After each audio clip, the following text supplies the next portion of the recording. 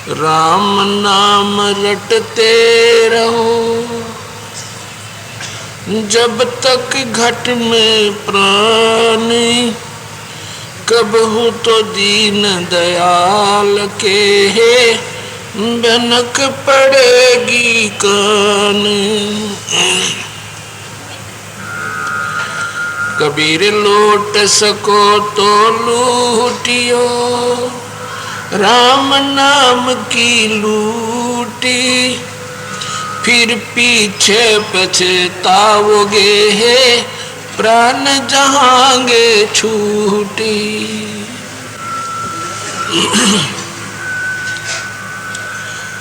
मानुष जन्म दुर्लभ है मिले न बारंबार, तरवर से पत्ता टूट गिरे जैसे बहर न लगता डारे।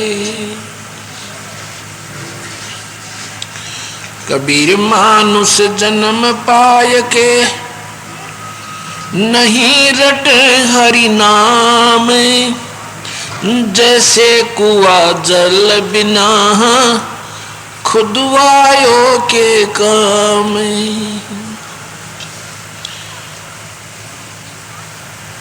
राम रटत कोडी भलो चू चू पड़े जो चाम, ये सुंदर दे किसे काम की जा मुख नाही नामी। कबीर जीव्यात वो ए भली जो रटे हरि नाम, नहीं तो काट बगाई ओ बीरा मुख में भलो नाच। राम रटत दारिद्र भलो टूटी घर की छान, वो सुंदर महल किस काम के जहाँ भक्ति नहीं भगवान।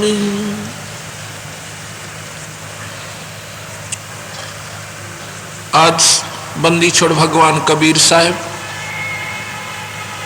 तथा उन्हीं के अवतार वही स्वरूप सतगुरु गरीबदास जी महाराज की एक परम कृपा पवित्र नगरी जोधपुर के ऊपर हुई है कि यहाँ पर परमपिता परमात्मा की महिमा का गुणगान चल रहा है। जैसा कि कल से सतगुरु की परमात्मा की प्यारी आत्माएं सुन रही हैं कि परमात्मा किसे कहते हैं, मनुष्य शरीर इस जीव को किस लिए मिला था और वो कुल मालिक कौन है। हमारा इस 5 दिन के अंदर सत्संग का जो मुख्य उद्देश्य है,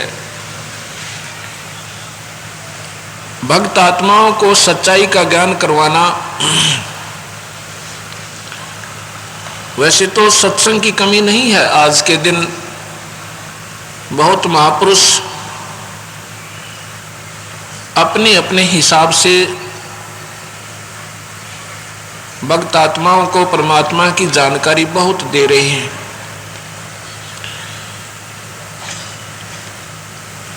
सतगुरु कबीर साहब की जो महिमा है, सतगुरु गरीबदास जी ने जो अपने आंखों देखा हाल, उस सतलोक में खुद स्वयं जाकर सतगुरु कबीर भगवान के साथ और फिर उसकी जानकारी अपने ग्रंथ साहिब के माध्यम से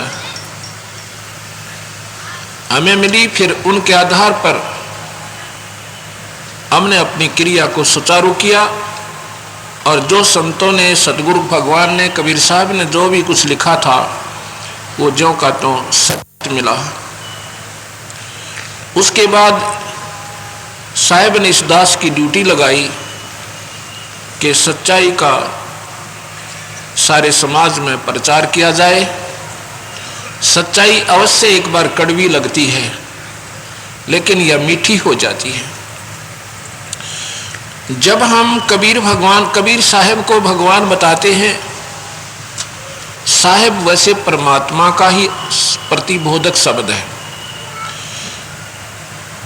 संस्कृत में इसे पुरुष कहते हैं, हिंदी में कई पर्यायवाची शब्द हैं इनके, जैसे परमेश्वर, ईश, भगवान, राम, प्रभु। उर्दू में भी अल्लाह, खुदा, पंजाबी में रब, अंग्रेजी में गॉड। और साहेब शब्द भी ये फारसी का है। सत्य साहिब, सत्य माने सच्चा अविनाशी, साहिब माने परमात्मा यानी भगवान। जब हम कबीर साहिब को, क्योंकि हम उस परम पिता की महिमा से पूर्ण परिचित हो चुके हैं, इसलिए हमारे मुख से केवल कबीर शब्द नहीं निकल सकता। हम कबीर साहिब ही कहेंगे, क्योंकि वो भगवान ही है, वो परम पिता है, अनंत कोटि ब्रह्मांड के ईश्वर हैं। हो सकता है संगत के अंदर कुछ ऐसे भी भक्तात्मा होंगे जो कबीर पंथी नहीं होंगे, कबीर साहब को नहीं मानते होंगे। उनके मन में ये धारणा आ सकती है कि ये महाराज जी कबीर पंथी है, इसलिए ही कबीर साहिब को भगवान बताने की चेष्टा कर रहा है। ऐसा नहीं है, क्योंकि मैंने आपको प्रथम दिन बताया था मैं कबीर पंथी नहीं था, मैं अनुमान पंथी था। हनुमान जी का तगड़ा पुजारी था। हनुमान चालीसा प्रतिदिन 7 बार किया करता था। गीता को मैं प्रतिदिन पढ़ा करता था, यानी जितना पढ़ सकता हूं जेब में रखा करता। जन्माष्टमी का व्रत, ठीक है, जितनी भगवान कृष्ण की शक्ति और महिमा है वो बिल्कुल सत्य है, क्योंकि वो 3 लोक के परमात्मा है। और 3 लोक के परमात्मा में जितनी शक्ति होती है वो भगवान कृष्ण की शायद पूरी नहीं गाई जा सकती और ना ही गा सकी हो, इतने वो शक्तिशाली हैं। लेकिन हैं 3 लोक के और 16 कला के और 4 भुजा के। यहां ये बात ध्यान रखने योग्य होगी कि कृष्ण भगवान विष्णु जी के अवतार हैं। श्री रामचंद्र जी भी भगवान विष्णु ही अवतार हैं। भगवान विष्णु 3 लोक के एक मंत्री हैं, वजीर हैं, मंत्री साहेब हैं, और उनका महकमा है पालन करना, यानी स्थिति कर्म के आधार पर हर जीव को रोजी रोटी देना। और ये भगवान विष्णु की कार्य प्रणाली में आता है, उसकी पावर्स के अंदर है। भगवान जितने हैं उनमें गुण तकरीबन मिलते जुलते होते हैं। अब यहां प्रश्न उठता है कि भगवान क्या ज्यादा हैं, क्या परमात्मा ज्यादा है? परमात्मा बहुत है, लेकिन उनमें 3 मुख्य हैं।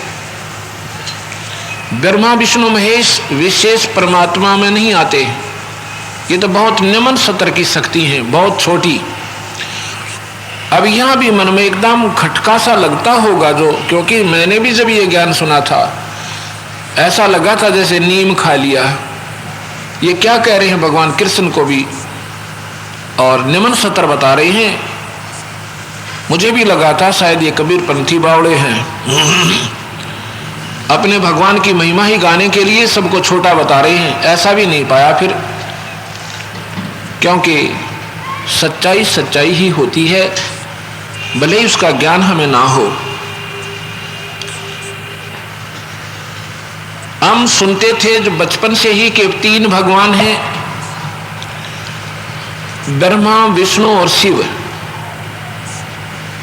ब्रह्मा शरीर बनाता है, विष्णु पालता है, शिव जी संहार करता है, और बहुत प्रसन्न हुआ करते, वाह वाह बहुत अच्छे भगवान हैं।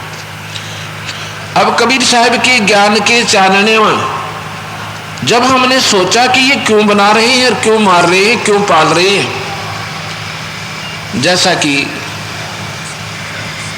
मैंने सुबह बताया था सृष्टि रचना में, कि कल बताया था जैसे ब्रह्मा विष्णु महेश के पिता जो हैं ये ज्योत निरंजन है, ज्योति निरंजन है। इनको काल भी कहते हैं। गीता में वो स्वयं काल भी अपने आप को कहता है। भगवान कृष्ण के अंदर वो परम शक्ति बोल रही है, वो काल। कृष्ण जी नहीं बोल रहे थे। महाभारत में जब अर्जुन ने पूछा था कि भगवान युद्ध के बाद आप वो गीता एक बार फिर सुना दो मुझे, भगवान ने कहा कि मुझे याद नहीं मैंने क्या कहा था, अब ज्यों का तो मैं नहीं बता पाऊंगा। इससे सिद्ध हुआ कि भगवान कृष्ण ने वो गीता नहीं कहा। वो परमात्मा साथ में गीता में कहता है कि मैं कभी आकार में नहीं आता, और ये मूर्ख लोग मुझे आकार में आया हुआ मान रहे हैं, मुझे कृष्ण मान रहे हैं। मैं कृष्ण नहीं हूं, मैं तो वो शक्ति हूं, मैं कभी आकार में नहीं आता और मेरी लीला अलौकिक है, मेरा प्रगट होना अलौकिक है। अलौकिक का तात्पर्य सामने नहीं आऊंगा पर खेल सारे मैं ही करूंगा। ब्रह्मा विष्णु महेश के पिताश्री ज्योत निरंजन यानी काल हैं। ये महाविष्णु भी हैं, ये ब्रह्मलोक में रहते हैं, महास्वर्ग में, और यही महाशिव का रूप बना लेते हैं। और यही काल महाब्रह्मा का रूप बनाकर और वहाँ ब्रह्मलोक में 3 स्थानों पर, न्यारे न्यारे स्थानों पर रहता है, और अपनी पत्नी शेरा वाली प्रकृति यानी दुर्गा, इसके भी 3 रूप बना लेता है। इनसे 3 पुत्र उत्पन्न करता है, ब्रह्मा विष्णु महेश, और उनको फिर अपने यहाँ 3 लोक का राज्य दे देता है। क्योंकि इस काल निरंजन को 1 लाख जीव प्रतिदिन आहार करने होते हैं, ये रोज खाता है। जो गीता के 11वें अध्याय के 32वें श्लोक में स्वयं कहता है कि मैं काल हूं अर्जुन, और ये मेरा असली रूप है जो तुझे दिखाया, जिसको देखकर अर्जुन जैसे योद्धा का कलेजा हिल गया, और आम व्यक्ति उस भगवान के दर्शन ते मर जावे। इतनी बूंदी सकल विकराल रूप, ये भगवान का स्वरूप नहीं होता। भगवान का स्वरूप होता जिसको देखने मात्र से आत्मा इतनी सुखी हो जा, अगर जैसे बार बार देखता ही रहूं, और जिसके देखते डर लागे वो भगवान ही, वो काल ही है। ऐसे विष्णु पुराण में लिखा है कि इस विष्णु का एक रूप तो भगवान है, पुरुष है, उसका परम रूप यानी असली वास्तविक रूप उसका काल है। जैसा दिन में भी मैंने परिभाषा बताई थी, अब ज्यादा नहीं बढ़ाऊंगा। अब मैं आपको परमात्मा, और ये शेरा वाली जो है अष्टंगी भी कहते हैं, इसको प्रकृति देवी भी कहते हैं, ये ब्रह्मा विष्णु महेश की माता है। देखो भक्तजनों, हमारा समाज रूढ़िवादी बन गए।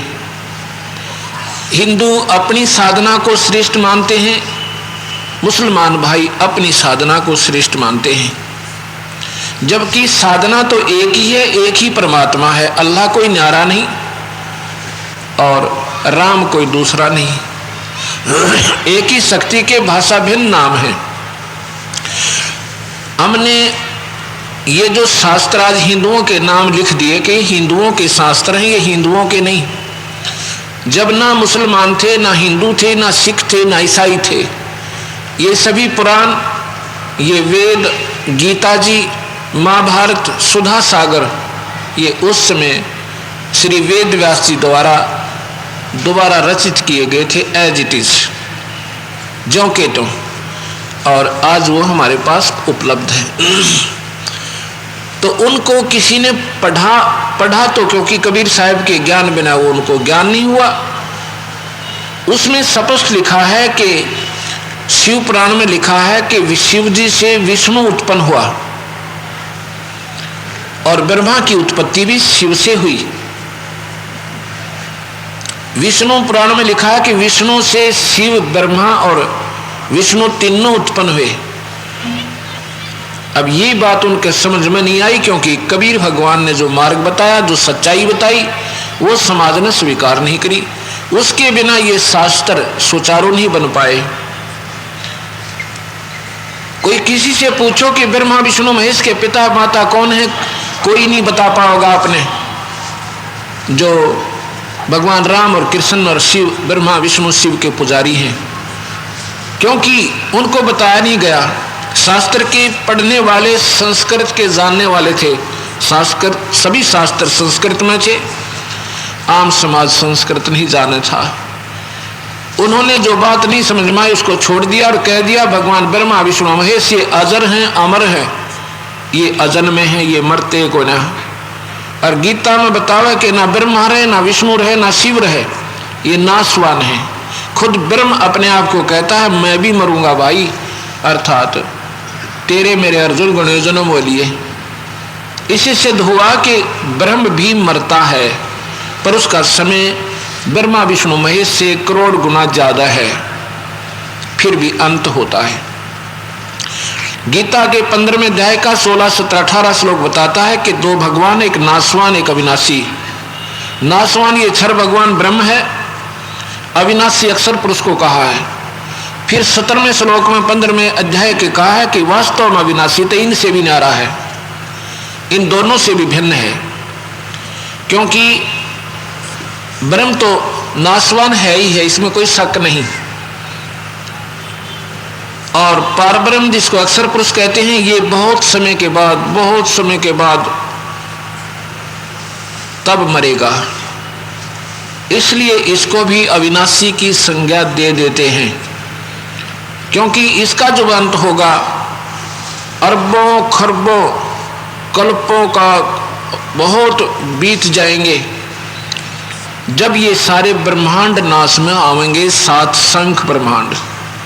क्योंकि अक्षर पुरुष 7 ब्रह्मांड का, पारब्रह्म भी कहते हैं इसको, अक्षर पुरुष भी कहते हैं, 7 शंख ब्रह्मांड का प्रभु है, मालिक है। निरंजन 21 ब्रह्मांड का प्रभु है, मालिक है, अल्लाह है, खुदा है, गॉड है। और ब्रह्मा विष्णु महेश केवल 3 विभागीय मंत्री हैं, ये 3 लोग के प्रभु हैं, स्वामी हैं, मालिक हैं। और कबीर साहब वो पूर्ण परमात्मा असंख्य ब्रह्मांड के प्रभु हैं, असंख्य ओवरऑल कंट्रोलर, उसको सत्य पुरुष, परम अक्षर पुरुष, ये गीता में लिखा है। परम अक्षर पुरुष वो सत्यलोक में रहता है, गीता में लिखा है कि वो शाश्वत स्थान पर ईश्वर रहता है, वहां जाने के बाद ये जीव फिर जन्म मरण में नहीं आता। शाश्वत स्थानम का मतलब है अविनाशी स्थान, सत्य स्थान, सत्यलोक। और मैंने बताया था यजुर्वेद के 5वें अध्याय के 32वें श्लोक में लिखा है कि वो परमात्मा जिसे सारी सृष्टि उत्पन्न हुई, सभी ग्रहों ब्रह्मांडों का रचने वाला, वो सत्यलोक में रहता, वही बंधनों का शत्रु यानी बंदी छोड़ है। वही सतपुरुष कबीर साहब कहते हैं अमर करूं सतलोक पठाऊं, ताते बंदी छोड़ कहूं। इसलिए मैं बंदी छोड़ कहलाता हूं कि मैं इस काल के जाल तक जीव को छुटवा कर सतलोक ले जाता हूं। अब मैं आपको क्या बताना चाहता हूं कि ब्रह्मा विष्णु महेश केवल 4 भुजा के भगवान और 16 कला सहित, इनके पिताश्री 1000 कला के, 1000 भुजा के, और इनसे ऊपर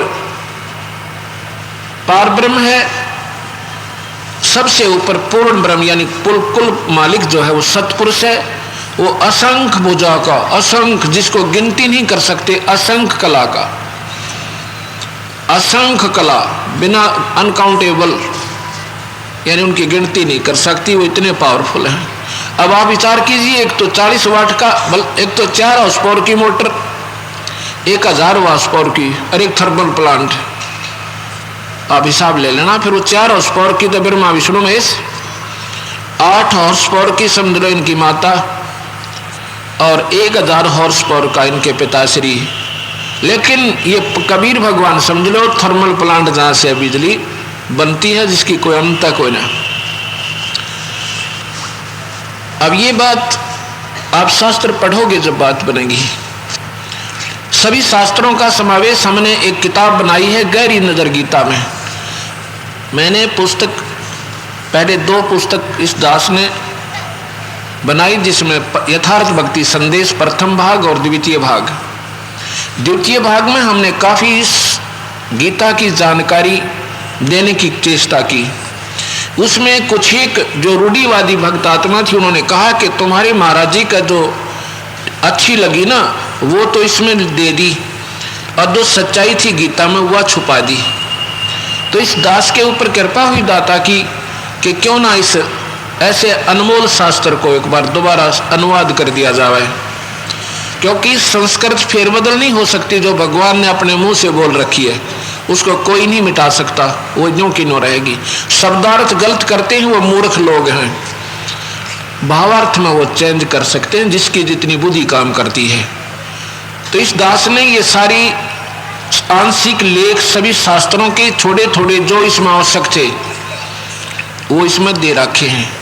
चाहे शास्त्र खरीदना चाहे मत खरीदना, उसको सत्य मानकर पढ़ लेना, बिल्कुल 100 की 100 सत्य उसमें एज इट इज कॉपी है, जिससे आपको ये प्रमाणित हो जाएगा कि इन शास्त्रों में ऐसा ही लिखा है। और उसके आधार पर फिर जब गीता जी को देखा, गीता जी में 90% महिमा उस परमात्मा की गाई है। अर्जुन पूछे भगवान वो ब्रह्म कौन है? उस ब्रह्म की शरण में आप कहते हैं जाइए, वो ब्रह्म कौन है? तो भगवान कहते हैं वो परम अक्षर पुरुष है, परम अक्षर ब्रह्म, यानी वो पूर्ण परमात्मा है भाई। उसकी शरण में जाने के बाद फिर जन्म मरण नहीं होता। और कहता मैं भी उसी की शरण में हूं। स्वयं निरंजन कहता है गीता में लिखा कि मैं भी उसी परमात्मा की शरण हूं और मेरा भी परम धाम वही सत्यलोक है, यानी मैं भी वहीं से आया हूं। ऐसा गीता में लिखा है, आप पढ़ कर देखियो। क्योंकि आम समाज ने संतों के मुख से सुनी ही बात को ही मान रखा है। जैसे देवी भागवत में लिखा है कि ये ब्रह्मा विष्णु महेश की मां शेरा वाली, और किससे बेरानी, किसी को नहीं मालूम। इसका मतलब क्या वो झूठा शास्त्र था? नहीं था, लेकिन आपने ज्ञान नहीं, इसलिए आपको स्वीकार नहीं। अब शास्त्र पढ़ोगे तो अपने आप मन स्वीकार करेगा और गुंजाइश नहीं रहेगी कि डगमगाने की। अब मैं आपको क्या बताना चाहूं कि परमात्मा किसे कहते हैं। परमात्मा एक श्रेष्ठ आत्मा को कहते हैं, उत्तम आत्मा। ब्रह्मा विष्णु महेश 3 लोक में सबसे उत्तम आत्मा है, क्योंकि परमात्मा को ही इतनी उत्तम ड्यूटी दी जाती है। वैसे तो परमात्मा जैसे कोई लूट खसोट करे, चोरी करे, दूसरों की आत्मा दुखावे, मांस खावे, शराब पीवे, अफीम खावे, उससे परमात्मा तो वो है जो इन विकारों से दूर है। किसी की चोरी चप्पा करे नहीं, चाहे भूखा सो जावे है, उससे तो परम वो है, यानी श्रेष्ठ वो है। उनसे श्रेष्ठ वो है जो सत्संग में आते हैं, भगवान का भजन करते हैं, ये भी परमात्मा है। परमात्मा से डरते हैं, दया भाव हृदय में रहती है, तो ये परमात्मा उनसे परम है, श्रेष्ठ है।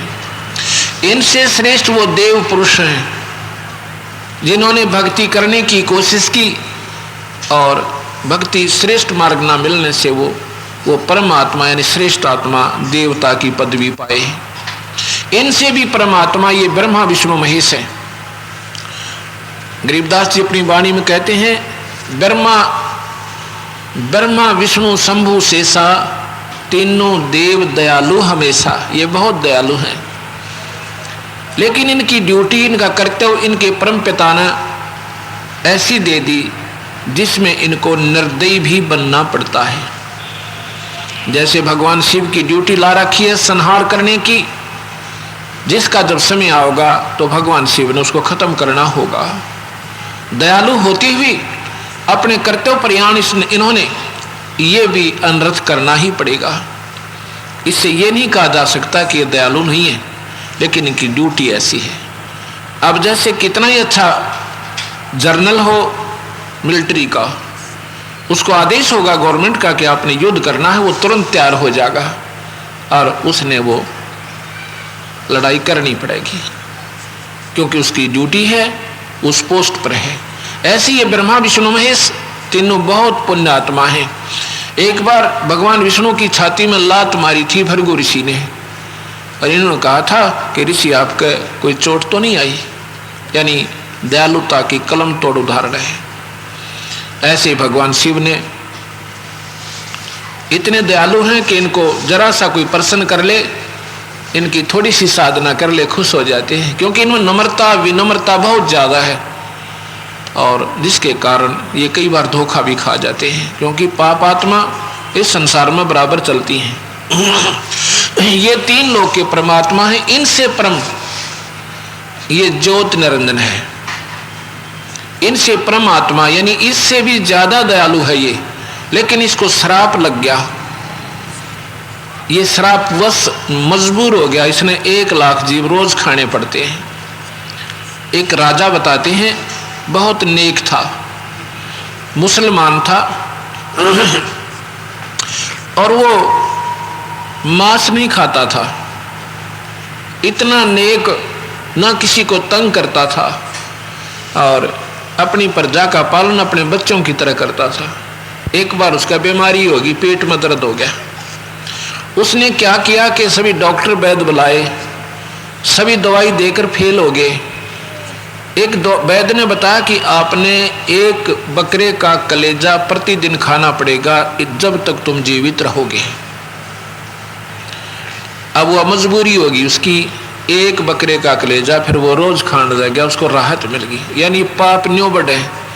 अब वो चाहता नहीं था, और फिर भी मजबूरी में दयालु होते हुए अपनी जान रक्षा की खातिर उसने खाना पड़ गया। फिर उसको एक संत टकरा जाता है, एक कबीर साहब का संत, गरीबदास जी की परंपरा में। तो वो क्या है कि नौका की इंतजार में वो संत बैठे थे। वहां पर क्या होता है कि वो नौका में बैठ चुके थे, इतने में 5-7 बकरे लेकर राजा के सैनिक आ जाते हैं, और उस नाविक को मालूम था कि राजा के सैनिक हैं। नाविक को उन्होंने कहा कि हमें जल्दी पार करो, जल्दी जाना है। तो उस नाविक ने उस संत को उतार दिया कि आप नीचे उतरो, ये राजा के सैनिक हैं, इनको परले पार करके आना है। तो संत ने कहा कि हम भी बैठे चले जाते हैं, क्या दिक्कत हो जाएगी। तो उन सिपाहियों ने कहा कोई बात नहीं, बैठा रहने दो, महात्मा है इसको।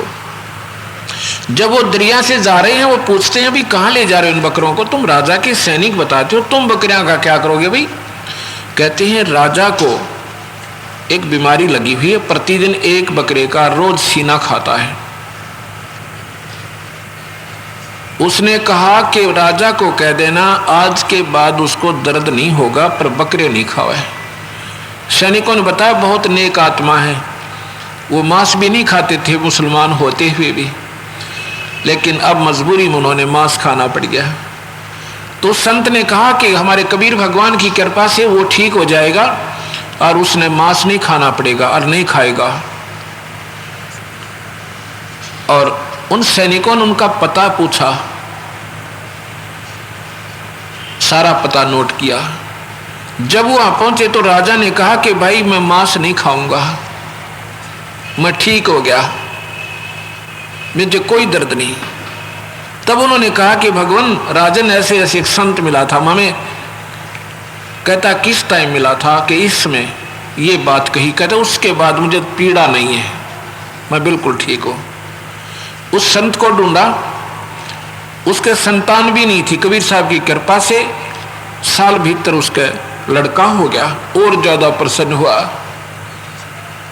और फिर उन्होंने एक बाग और एक मंदिर, एक आश्रम बनाया उस संत के नाम पे, उसका नाम रामनगर रखा।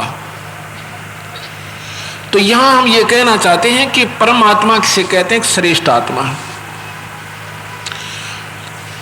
भगवान ज्योति निरंजन ये भी उस परम पिता परमात्मा का ही पुत्र है, लेकिन इसने अपनी थोड़ी सी नादानी की गलती के कारण ये श्राप लग गया, यानी बीमारी लग गई इसके। और ये इसका परिणाम हमें भी साथ भोगना पड़ रहा है।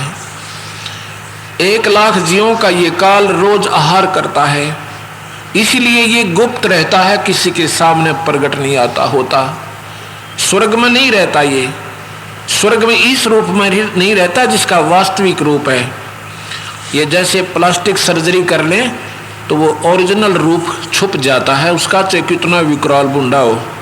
ऐसे ये 3 रूपों में ब्रह्मा, महाविष्णु, महाशिव रूप में वहाँ रहता है 4 भुजा में, लेकिन अपनी 1000 भुजा वाले रूप को वहाँ गुप्त करके रहता है। एक सिद्धि होती है जो बहुत शरीर बना सकता है, जैसा चाहे कुछ समय के लिए बना सकता है। वहाँ भी तीनों रूप में ये हर समय दर्शन नहीं देता, सब संतों को अपना अलग स्थान रखता है। जब चाहे वहाँ से खत्म और गुप्त हो जाता है, किसी को अंदर आने का आदेश नहीं है। और अपने लोक में जाकर अपने विकराल रूप में बैठकर 1 लाख जीवों का आहार करता है। वहाँ पर तपतशिला बनी हुई है, एक पत्थर की टुकड़ी अपने आप स्वतः गर्म रहती है, जो निरंजन लोक में है। वहाँ पर ना ब्रह्मा जा सके, ना विष्णु जा सके, ना शिव जा सके, ना कोई साधक जा सकता। उसने ऐसा बीच में इतना भयंकर एक शक्ति छोड़ रखी है। उसको केवल कबीर साहब के सार नाम सतनाम का उपासक संत और कबीर साहब के यानी सहारे से उस नगरी को पार करके ही जाना पड़ता है। ये काल भगवान के सिर पर पैर रख के ये कबीर हंस वहाँ से पार होते हैं, क्योंकि काल भगवान ने 21वें ब्रह्मांड के अंतिम लोक में, जो कि सतलोक जाने का रास्ता है, वहाँ पर अपने सिर के बलते बंद कर रखा है कि कोई इधर से वापस ना चला जा। जब ये कबीर साहब का उपासक सतनाम और सारनाम का उपासक संत जाता है भक्त, उस हंस के सामने उसका अपने आप सिर झुक जाता है, वो रास्ता खाली हो जाता है और उसके सिर पे पैर रख के काल के ये कबीर हंस अपने सतलोक चला जाता है। अब आपको ज्ञान हुआ कि परमात्मा कितने हैं। अब यहां पर सभी संत कहते हैं कुल का मालिक एक है, और गीता में लिखा है कि अर्जुन ये संसार उल्टा लटका हुआ वृक्ष है। ऐसे ही कबीर साहब कहते हैं अक्षर पुरुष एक पेड़ है, निरंजन वाकी डार और तीनों देवा शाखा है, भाई पात रूप संसार। कितना एक ही दोहे में सारी सृष्टि का वर्णन दे दिया भगवान कबीर साहब ने। गीता में भी ऐसा ही लिखा अर्जुन, ये उल्टा लटका हुआ वृक्ष है और इसकी जड़ ऊपर को है, यानी मूल जड़ कहाँ है इसकी? सतलोक है। और कबीर साहब कहते हैं कि अक्षर पुरुष एक पेड़ है। अक्षर पुरुष माने परब्रह्म। ये तो समझो जमीन से बाहर दिखने वाला पेड़ है, मोटा तना है, और इसके एक मोटी डार लगी है, मोटी डार, उसको निरंजन जानो। और उसके फिर 3 शाखा हो निरंजन के, ये ब्रह्मा विष्णु महेश समझो, तीनों देवता, और टहनी और ये देवता, और ये पत्ते रूप में संसार। लेकिन जड़ कौन है, मूल कौन है? वो कबीर भगवान सतपुरुष है, पूर्ण परमात्मा, परम अक्षर ब्रह्म है। और जड़ों से ही सारी शक्ति उस पेड़ को प्राप्त है। ऐसा ही गीता जी के 15वें श्लोक में 15वें अध्याय के 17वें श्लोक में लिखा है कि वो परमात्मा तो अविनाशी भगवान तो दूसरा ही है, वही तीनों लोकों में प्रवेश करके और सबका पालन पोषण और स्थिति सब कुछ वही करता है। अब जब हमने इस बात की सही जानकारी होगी, फिर गीता जी जैसे अनमोल शास्त्र को आप पढ़ोगे, इतना आनंद आएगा। हे परमात्मा, ओए होए, इतनी सच्चाई जो गीता में लिखी है और कबीर साहब से बिल्कुल मिलती जुलती है। गीता में सिर्फ कमी क्या रही कि उसमें उस परमात्मा के पाने का मार्ग नहीं है, केवल ब्रह्म के पाने का मार्ग ओम मंत्र है और यज्ञ हवन है, स्वर्ग महास्वर्ग की जाने की। पूर्ण परमात्मा के पाने की यानी वे ऑफ वर्शिप नहीं है, पूजा की विधि नहीं है। इस करके ऋषियों ने हजारों वर्षों वेदों और गीता के आधार पर साधनाएं की, लेकिन वो बेचारे फिर भी पार नहीं हो पाए। रहे निरंजन लोक में, महास्वर्ग में चले गए और करोड़ों वर्षों तक स्वर्ग महास्वर्ग में भी रहे, लेकिन फिर महाप्रलय जब होती है ये सारे ही समाप्त हो जाते हैं और फिर सृष्टि रची जाती है। ये 21 ब्रह्मांड में एक ब्रह्मांड की, ऐसे ही हर ब्रह्मांड के अंदर न्यारी न्यारी व्यवस्था हर समय पर होती रहती है। और सतलोक कभी नष्ट नहीं होता, इसलिए उसको सत्यलोक कहते हैं, उसको अमर लोक कहते हैं, उसको बेगमपुर भी कहते हैं। बेगम जहाँ कोई चिंता ना हो, कोई दुख ना हो, कोई गम ना हो, उसको बेगमपुर भी कहते हैं। उसको अजर लोक भी कहते हैं। कबीर साहब के यानी पूर्ण परमात्मा के अन्य नाम भी हैं, जैसे अकाल मूर्त, शब्द स्वरूपी राम और सतपुरख। सतपुरख, सत्य माने सच्चा, पुरख माने भगवान, सत्य साहेब। अकाल मूर्त जिसका काल ना हो वो परमात्मा की तस्वीर यानी वो सतपुरुष। और शब्द स्वरूपी राम यानी शब्द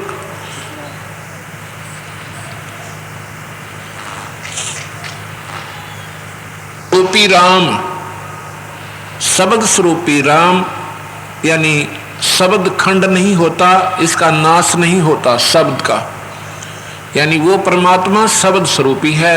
वो कबीर भगवान, उसका कभी नष्ट नहीं होता, वो पूर्ण परमात्मा है। अब मैं जो बताना चाह रहा था आपको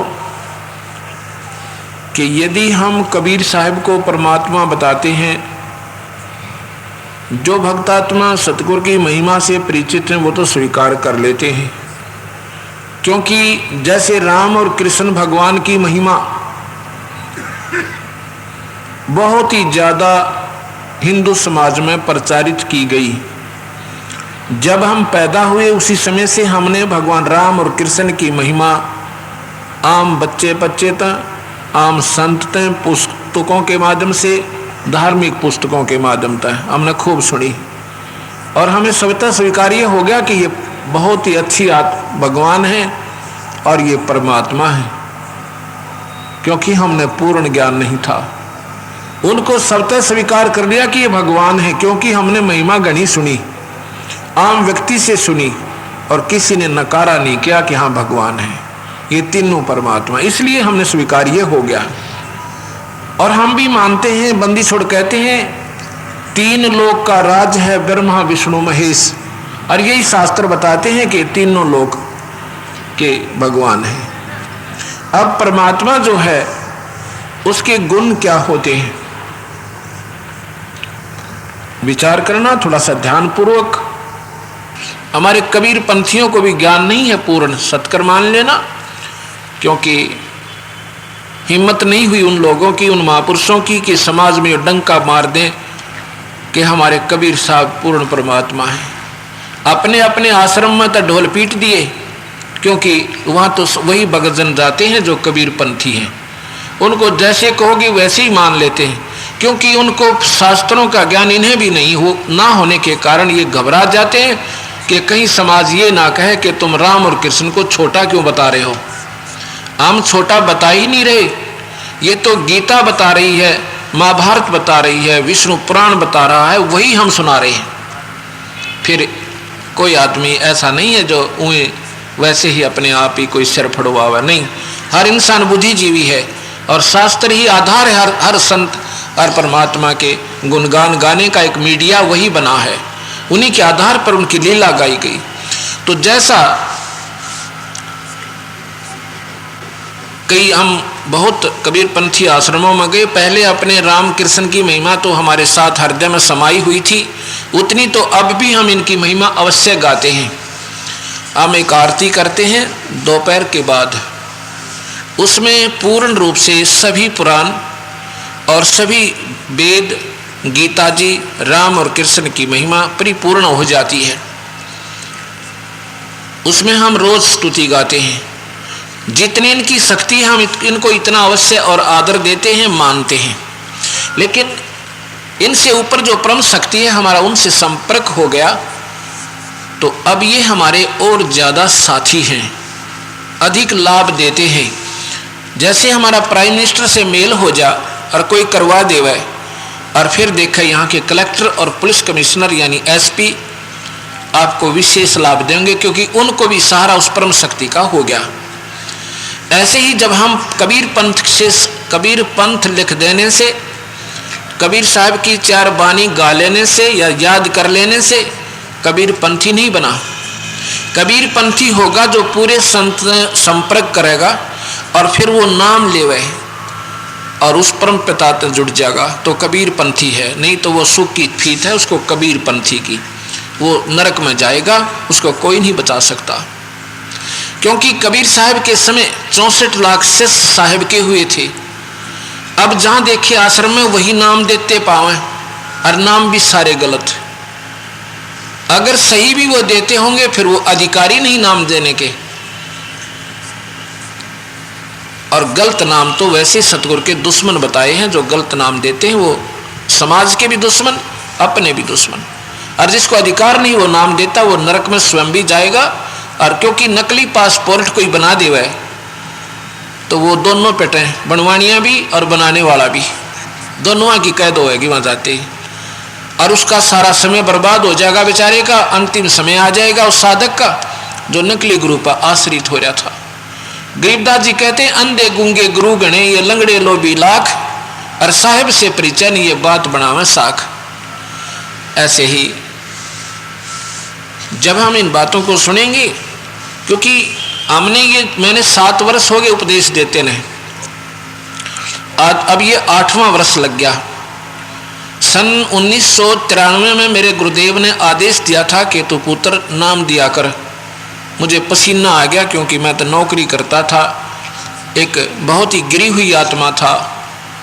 उस परम पिता की कृपा तय, उस सतगुरु की रजा तय बहुत डरता हुआ, अपने दुष्कर्मों को देखता हुआ। दुष्कर्म कौन से कि हम भगवान से विपरीत रहे। जो हमारा भगवान था उसकी हमने ज्ञान नहीं हुआ, और आन साधना करके हमने पाप कमाए। इस करके डर ज्यादा लगा, भक्ति बहुत करी, और फिर भी कम मानता था। मुझे मालूम भी नहीं था, लेकिन वो गुरुदेव अंतर्यामी थे, स्वामी रामदेवानंद जी महाराज, ये कबीर साहब के परम हंस आत्मा थी। इन्होंने कहा कि पुत्र नाम दिया कर तू। इनकी आयु उस समय 107 साल की होली थी, 107 वर्ष की। उनका चेहरा देखा जैसे बहुत दमदमाता हुआ, इतना तेज था उनमें। ये सामने आप चित्र देख रहे हो, अब तो ये पर्दा हो गया, दिन में दिखेगा। सन 1994 से नाम देना शुरू किया। 94 से आज देख लो 2002 आ गया, 8वां वर्ष लगा, जिसमें 2.25 लाख नई कबीर पंथी संगत तैयार होगी। पंथी कोई मजहब नहीं, कोई जात नहीं, कोई धर्म नहीं। पंथी माने उस मार्ग पर, पंथी माने यात्री। पंथी होता जो रास्ते चलने वाला राही, उसको पंथी कहते हैं। जो एक ही कबीर साहब ने जो मार्ग हमें रास्ता बताया उस पर जो चल रहा है वो कबीर पंथी है, उससे न्यारा चल रहा है वो कबीर पंथी नहीं, वो काल पंथी है। अगर वो नाम सही नहीं देता, उसको अधिकार नहीं है, तो वो महंत हो चाहे संत, वो गधा बने स्वर्ग नरक में जाएगा। और ये कड़वी बात अगर उनको स्वीकार होगी तो वो आप भी नाम ले, अपने शिष्यों को भी नाम दिवा दें दोबारा। इसमें मान बढ़ाई नहीं रखें, भगवान नाराज हो जाएगा। और फिर अपने आश्रमों में बुला बुला के, हमने नहीं चाहिए किसी का आश्रम, ना पैसा चाहिए, फिर उन आश्रमों में बुला के अपने भक्तों को, अपने हंसों को, मतलब अब गुरुदेव सबका एक ही होगा, लेकिन वह रोज अपनी सच्चा मार्ग बतावें और गुरुदेव के ऊपर आश्रित कर दें, फिर उनका भी उद्धार और पूर्ण कल्याण हो जाएगा सभी का। अब मैं आपको क्या बताना चाहता हूं कि हम कबीर साहब को अगर भगवान बताते हैं नहीं स्वीकार्य होता। क्यों नहीं होता? क्योंकि इनके गुण नहीं गाए गए। भगवान राम और कृष्ण के जितने गुण थे वो सही थे, उसमें कोई शक नहीं, पर उनकी महिमा इतनी गा दी कि हर जीव ने, बच्चे बच्चे ने स्वीकार्य हो गया। अगर हम कबीर साहब की गुण भी गाएं तो कबीर साहब भी परमात्मा हैं, और क्योंकि किसी भी भगवान की जानकारी उनकी लीलाओं से होती है। अब हम आपको बताते हैं, भगवान कृष्ण भी परमात्मा थे, केवल ये 3 लोक के थे, ये पूर्ण नहीं थे, ये पूर्ण परमात्मा नहीं थे, कुल मालिक नहीं थे, ये अपने विभाग के कुल मालिक हैं। जैसे मंत्री स्टेट का या सेंटर का अपने विभाग में कुल मालिक है, फिर भी कुल नहीं है। मुख्यमंत्री अपने स्टेट में, अपने राज्य में कुल मालिक है, फिर भी कुल मालिक नहीं है। ऐसे ही ये ब्रह्मा विष्णु महेश 3 विभागीय मंत्री हैं, अपने विभाग में ये कुल मालिक हैं, फिर भी कुल मालिक नहीं है, पूर्ण नहीं है। ऐसे ही ज्योत निरंजन 21 ब्रह्मांड में फुल फ्लैज है, कुल मालिक है, लेकिन फिर भी पूर्ण परमात्मा नहीं है। ऐसे ही परब्रह्म अक्षर पुरुष ये 7 संख ब्रह्मांड का कुल मालिक है, फिर भी पूर्ण परमात्मा नहीं है। सतपुरुष पूर्ण परमात्मा है, कबीर भगवान है, और ये कुल मालिक एक है। जैसे प्रधानमंत्री, राष्ट्रपति, ये सारे राज्य के कुल मालिक हैं। अपने अपने विभाग में हर अधिकारी मालिक है, पर कुल नहीं है। अब कुल मालिक कौन हुआ? पूर्ण परमात्मा, सतपुरुष। किसी भी शास्त्र को उठाकर देख लीजिए, यही इशारा है। अगर भक्ति के शास्त्र हैं इस वर्ल्ड में, इनको हमने हिंदुओं की फीत लगा दी, ये ना हिंदुओं के हैं ना किसी अन्य के, ये सभी के हैं। और ये मैं बार बार यही बताना चाहता हूँ, क्योंकि हर समय हर नई संगत आती है, क्योंकि ये सत्संग एक ऐसा स्कूल है जिसमें प्राइमरी से लेकर यानी पहली क्लास तक कक्षा से और अंतिम पढ़ाई यही पढ़ाई जाती है। इसमें पहली कक्षा के विद्यार्थी भी होते हैं, 5वीं के भी होते हैं, और अंतिम पढ़ाई वाले भी इसी में होते हैं।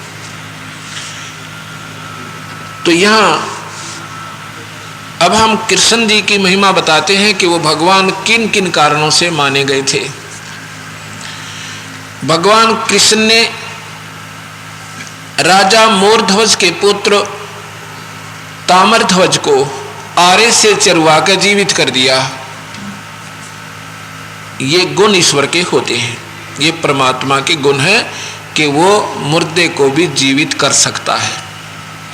लेकिन ये पूर्ण परमात्मा नहीं थे, क्योंकि महाभारत के अंदर अभिमन्यु जो भगवान कृष्ण का सगा भांजा था, उसकी बहन सुभद्रा से उत्पन्न था। अर्जुन का पुत्र चक्रव्यूह में मर गया था, भगवान कृष्ण वहीं उपस्थित थे, उनसे जीवित नहीं हुआ।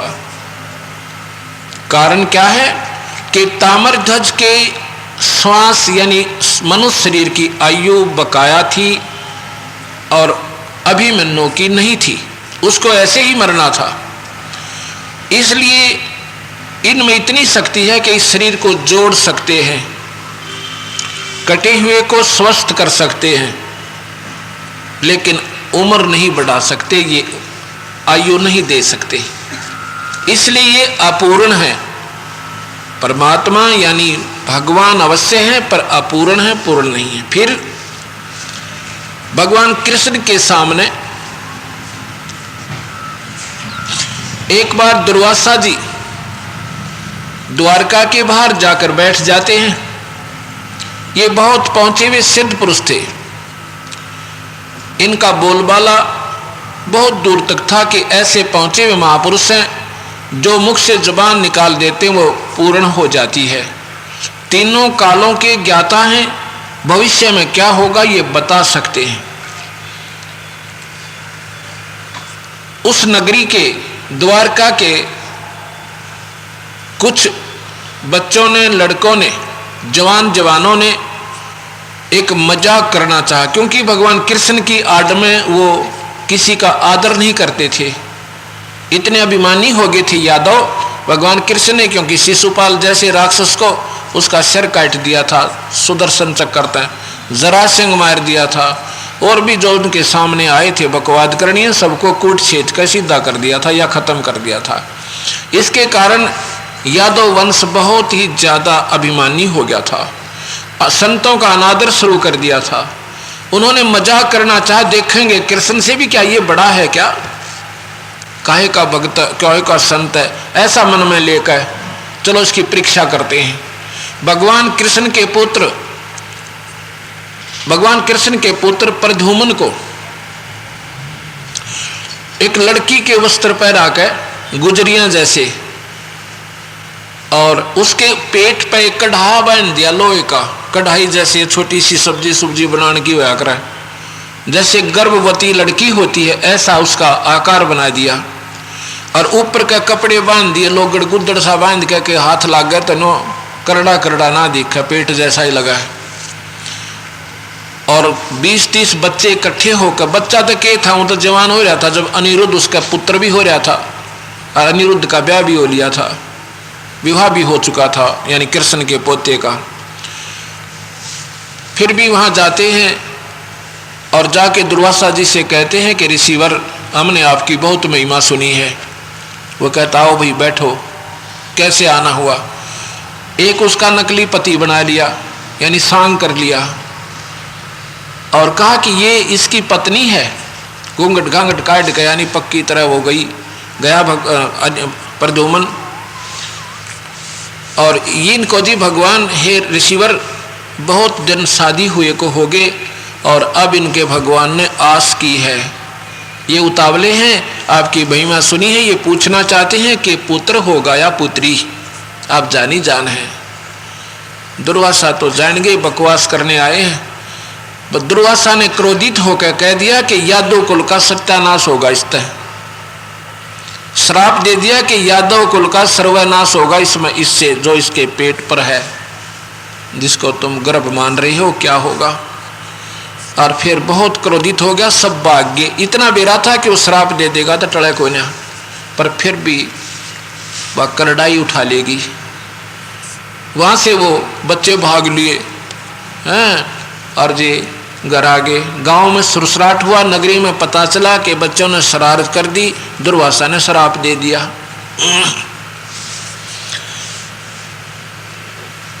तो नगरी के सियाने सियाने मौजिज व्यक्ति इकट्ठे हुए, कहा भी भगवान के पास चलो और वो इस श्राप से हमें बचा सकते हैं। ये बहुत शक्तिशाली हैं, ये परमात्मा है।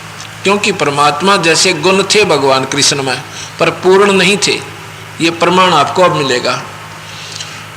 कृष्ण जी के पास गए, हाहाकार मचा दी कि भगवान सत्यानाश हो गया, आप ही बचा सकते हो। भगवान कृष्ण ने कहा क्या हो गया, क्यों घबराए हो। कहते हैं दुर्वासा ने से बच्चों ने मजाक कर दिया, उसने इनको श्राप दे दिया कि यादव कुल का सत्यानाश होगा। कृष्ण कहने लगा भाई ये तुम्हारी नादानी थी बच्चों की, ऐसा नहीं करना चाहिए था, संतों का अनादर अच्छा नहीं होता। और भाई कर दिया तो वही दुर्वासा से ही माफी मांगो। कहते हैं जी हम उनके पास भी गए थे, वो कहता मैंने जो कहना था कह दिया, अब ये टल नहीं सकता। कृष्ण जी ने देखा कि तो बहुत घबराए हुए, कहने लगे क्यों डरते हो, किससे नाश होएगा। ये कढ़ाई जो बांध कर गए थे ना बच्चे, लोहे का कढ़ा, अकान जी इन कपड़ों ने तो जला दो, और इस कढ़ाई को घिसा घिसा के चूरा बना के जमुना में फेंक दो, ना रहेगा बांस ना बजेगी बांसुरी। सब बड़े प्रसन्न हुए, अकवा भगवान बड़ा समाधान बताया। सब ने अब पत्थर के ऊपर लोग घिसाना कोई बच्चों का खेल है, मंडेरे 6-20 कट्ठे उनकी ड्यूटी ला दी, रोजाना भी घिसाओ, जितना घिस जाओ उसने चूरे ने जमुना में डाल रो। कहने का भाव है कि वो सारा घिसा दिया। एक कड़ा जो होता है ना साइड का ऐसा, वो ना घिसा सारा, और वो किसी ऐसे आलसी की ड्यूटी ला रखी थी, उसने वो नो का नो जमुना में डाल दिया कि इससे के बिजली पड़ेगी, सारा घिसाई दिया हमने। उससे क्या होता है कि जितना वो चूरा बना था लोहे का, उसके घास उग गया लंबा, बहुत ऊंचा ऊंचा, और चौड़े चौड़े ईंख जैसे पत्तों का, और उसके पत्तों की धार इतनी तेज, जैसे कुसा होती है ना, कुसा डाब जिसे कहते हैं, उसका एक ऐसा घास होता है, अगर उसको उंगली से लपेट कर झटका दे देना, उंगली काट दे आधे से ज्यादा है, इतनी तिखे उसके पत्ते होते, उससे भी ज्यादा तेज धार का वो घास उग गया। और जो वो कड़ा डाला था उसको एक मछली ने खा लिया। वो मछली एक मछियारे ने पकड़ी, बालिया नाम का। उसने उसको काटा तो उसके पेट से वो तेज चमकदार धातु निकली। उसने देखा ये काहे की धातु है। उसने लोहार को दिखा। उसने कहा ये बहुत अच्छा लोहा है। तो शिकारी भी था वो। उसने कहा कि मेरे तीर का अगला हिस्सा बना दे एरो, और इसको जहर में बुझा कर बना दे। वो लोहार ने, कारीगर ने ऐसा ही कर दिया। अब कुछ दिनों के बाद क्या होता है कि निश्चिंत होगी कि अब तो श्राप खत्म हुआ, लेकिन श्राप भगवान कृष्ण से समाप्त नहीं हो सकता। ये 3 ताप के अंतर आता है। 3 ताप को ब्रह्मा विष्णु महेश नहीं काट सकते, इन्होंने स्वयं भी भोगने पड़े हैं। जैसे नारद जी ने भगवान विष्णु को श्राप दिया था कि जैसे तूने मुझे बंदर का मुंह लगा दिया, ऐसे ही, और मेरी एक औरत के कारण, ऐसे ही एक सारी आयु विष्णु तू अपनी पत्नी के वियोग में बिताएगा। उसके श्रापवश भगवान विष्णु ने श्री रामचंद्र बन के आना पड़ा और सारी उम्र सीता के वियोग में बिताना पड़ा। अर्थात 3 ताप भगवान विष्णु भी नहीं टाल सकता। इसलिए कबीर गरीबदास जी कहते हैं, तुम कौन राम का जपते जापम, अर्थात मटे ना 3 तापम। तुम किन भगवानों का आसरा ले रखा है जिससे तुम्हारे 3 ताप भी नहीं मिट सकते, इनके स्वयं भी नहीं मिटे। ये प्रमाणित है और शास्त्रों में प्रमाणित है, कोई हम बुराई नहीं कर रहे। उसके बाद कुछ दिन के बाद, क्योंकि उस श्राप प्रफुल्लित हुआ, समय आया उसका, हर आपस में वहां नगरी में रोजाना लड़ाई शुरू होगी। छोटी छोटी बात हुए और एक दूसरे ने कत्ल तक कर दे, और लड़ाई लठ तो रोज बजे उनका। अब जब ये परेशानियां आ जाती हैं तब हम आध्यात्मिक आसरा ढूंढते हैं। भगवान कृष्ण के पास गए कि भगवान ये पता नहीं क्या हो गया, किसी से बात करें सुध मुंह बात ही नहीं कर रहा, छोटी सी बात पर ऐसी गलत बात कह देता है, मनमाना झगड़ा तुरंत हो जाता है। इतने शील स्वभाव के व्यक्ति भी आज सुथरी तरह नहीं बोल रहे हैं, अच्छी तरह बात नहीं कर रहे हैं। ये कारण क्या है? भगवान कृष्ण कहने लगा, भाई सुन लो, तुम्हारे ऊपर दुर्वासा का श्राप प्रभावी हो गया, और इस श्रापवश तुमने भाई बहुत अनर्थ हो सकता है। फिर कहा, भगवान कोई समाधान बताओ। आप ध्यान से सुनना ये बात, कोई न सोचे ये कबीर पंथी महाराज जी बुराई कर रहे होंगे, नहीं। ये मैं आपको यूं का यूं ये सुधा सागर का लेख सुना रहा हूं, जिसको श्री मद्भागवत सुधा सागर कहते हैं, इसको सुख सागर भी कहते हैं। महाभारत में भी इसका ऐसा ही प्रमाण मिलता है। भगवान ने कहा कि तुम ऐसे करो, सभी यादव मनुष्य, छोटे छोटे बच्चों को भी साथ ले लो, किसी को मत छोड़ना, और जमुना में स्नान कर आओ, तुम्हारा पाप यानी ये श्राप कट जाएगा। अब ध्यान से सुनना भाई, ये बात मैं कहाँ बताना चाहूँ और सच्चाई कहाँ लाना चाहता हूँ।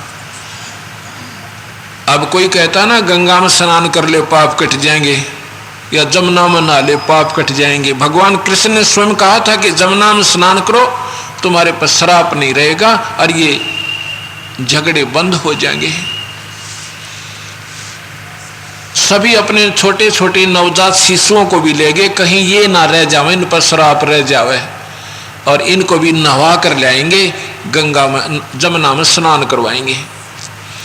पहुंच गए वहां प्रभास क्षेत्र में।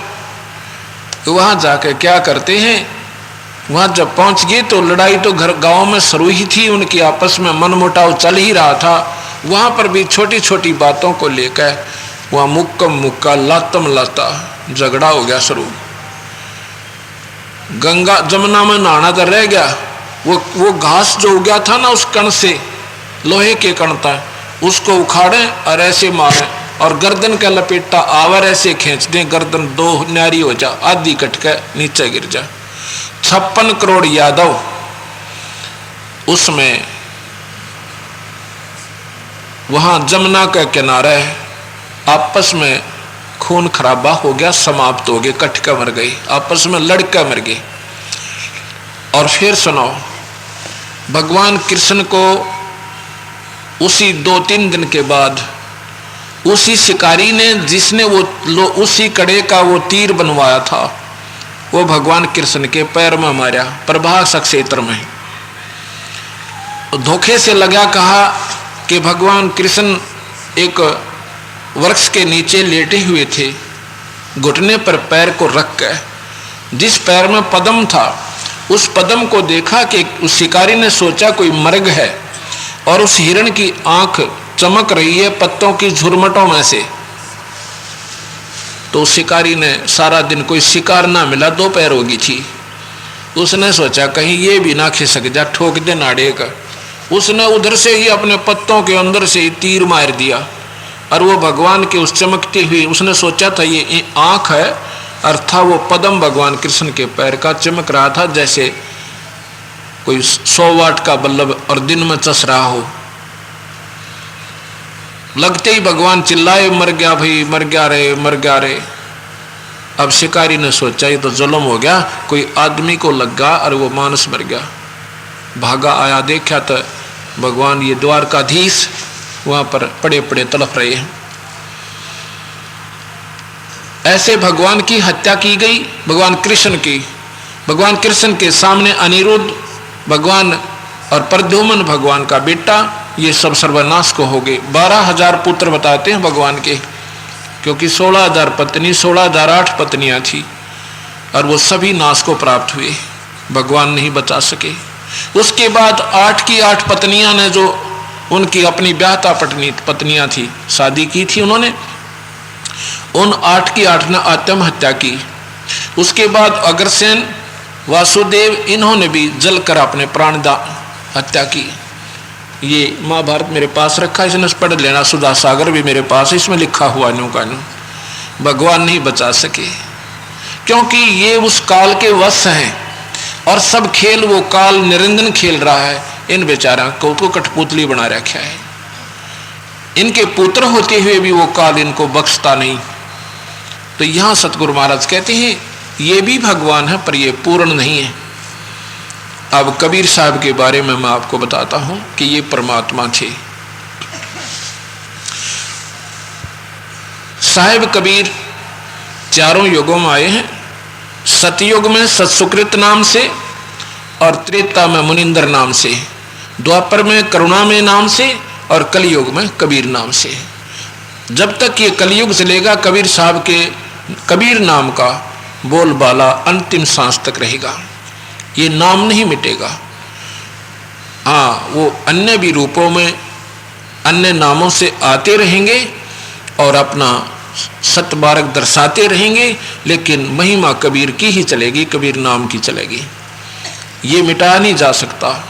ये ऐसे ही सतयुग में सत्सुकृत नाम अंतिम तक चला था, और मुनिंदर नाम त्रेता के अंतिम तक रहा था, फिर करुणा में द्वापर के अंत तक रहा।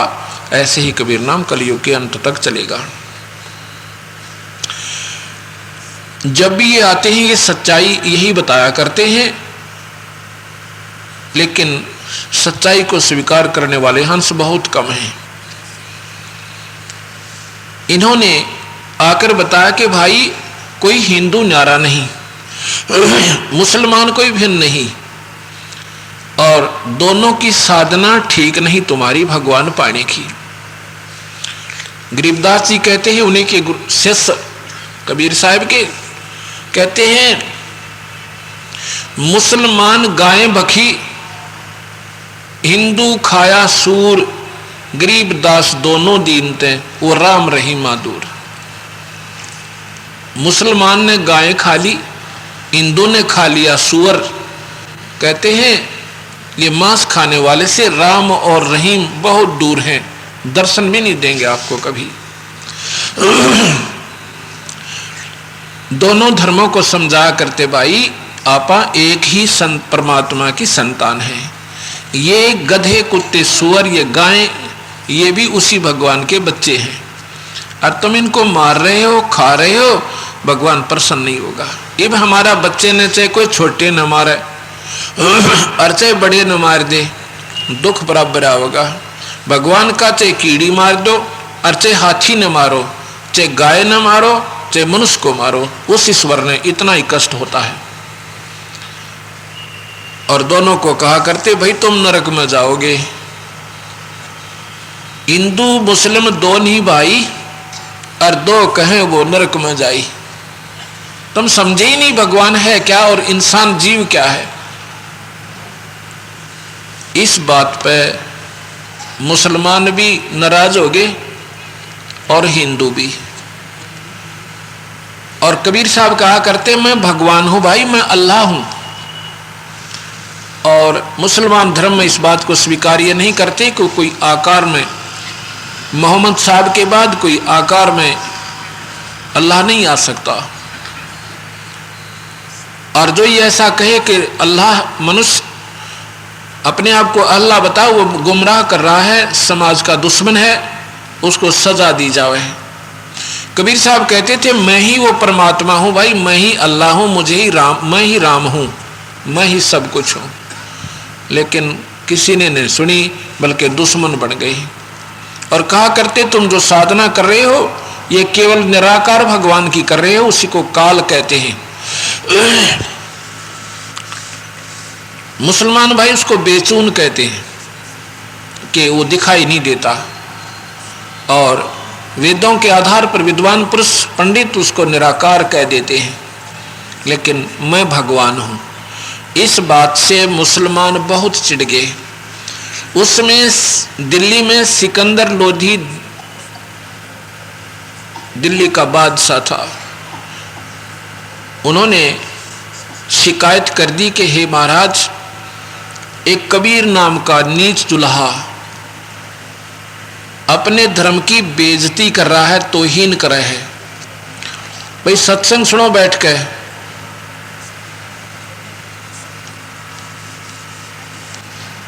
तो वो हमारी तौहीन करता है और कहता है मैं भगवान हूं। और नगरी के बहुत से आसपास के जो प्रभावशाली मुसलमान भाई उस राजा के पास पहुंचे। राजा ने कहा कि क्या कहता हो? वो कहता है कि तुम मांस खाते हो, तुम पाप करते हो, नरक में जाओगे। और कहता मैं भगवान हूं, उसने हमारा जीना हराम कर रखा है, राजन उसका कोई प्रबंध करो। राजा ने कहा कि लाओ उसको पकड़ के 10 सिपाही राजा के हुक्म से और कबीर भगवान को पकड़ने जाते हैं, पकड़ कर ले आते हैं। वहां पर हजारों की संख्या में दर्शनार्थ ये जनता खड़ी हो जाती है ये देखने के लिए कि आज इसको सजा मिलेगी। बहुत बात बनाता था। सिकंदर लोधी ने कहा कि क्या कहता है कबीर, तू भगवान है? जी हाँ, मैं ईश्वर हूं, मैं परमेश्वर हूं, मैं अल्लाह हूं। अब वो कहते हैं बाकी जो गए थे देख लो जी, आपके सामने कह रहा है। तो सिकंदर लोधी ने कहा कि गाय लाओ एक, और गाय को वहीं सभा में तलवार से उसको बिस्मल करवा दिया, कटवा दिया और कहा कि तू भगवान है तो इस गाय को जीवित कर दे। गाय गर्भवती थी, साथ में उसके बच्चे का भी पेट।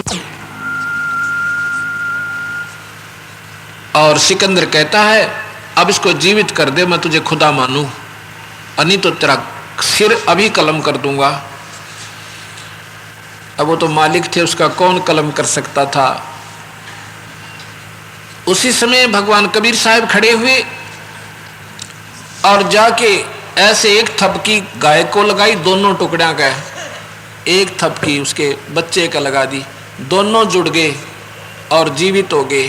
बोल सतगुरुदेव की। और लेकर बाल्टी दूध ठोक दिया, उनके सामने दूध निकाला। तो फिर क्या कहा कि गाय अपनी अम्मा है। हिंदू और मुसलमान दोनों को दूध पिलाती है, ये एक दुश्मन नहीं है किसी की, इसको भेदभाव नहीं है। और जिसका दूध पिए वो अपनी माँ होगी। और फिर माँ को तुम मारते हो, काटते हो। कहते हैं गऊ अपनी अम्मा है, इस पर छुरी मत बा, गरीब दास की दूध ने सभी आत्म खा। ये तो हिंदू को भी दूध देती है, मुसलमान को भी देती है। इसका घी खाओ, इसका दूध खाओ, इस मांस ने खा के इसका क्यों नाश करो भाई। अब उस समय तो सबकी घीगी बंदगी, सभी जो बोले स्वीकार कर रहे हैं, जी हाँ जी हाँ। और फिर साहब इतना अपना शक्ति से इतना तेजों में शरीर हुआ जैसे आसमान पर छूता हुआ नजर आवे, और सिकंदर लोधी चरणों में गिर गया। अक्षमा याचने के अल्लाह हे खुदा, ए दाता मेरी जान बख्श दो। साहब ने कहा मैं तो बख्श दूंगा, पर अल्लाह तुझे तेरे कर्म के आधार पर नहीं बख्शेगा यदि तू मेरी शरण में नहीं आएगा। तो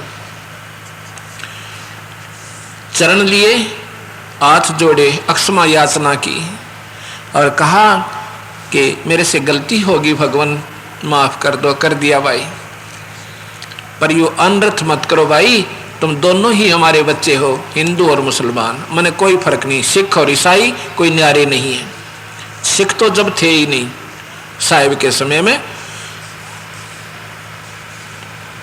सिकंदर लोधी ने एक पालकी मंगाई और पालकी के अंदर साहिब को बैठाया।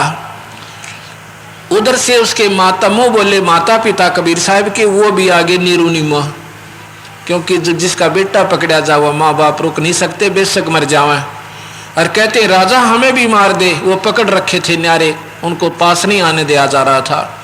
फिर उनको भी बुलाया आदर से और तीनों को पालकी में बैठा के और वहां उनकी झोपड़ी तक राजा ने भिजवाई।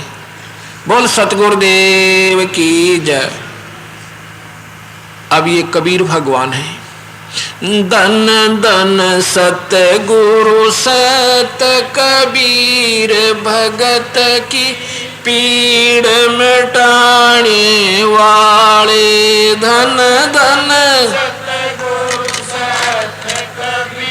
रे भगत की पीड़ मिटाने वाले, भगत की पीड़ मिटाने वाले, पीर मिटाने वाले। धन धन सतगुरु सत कबीर भगत की पीर मिटाने। रहे नल नील जतन कर आर, तब सतगुरु से करी पुकार।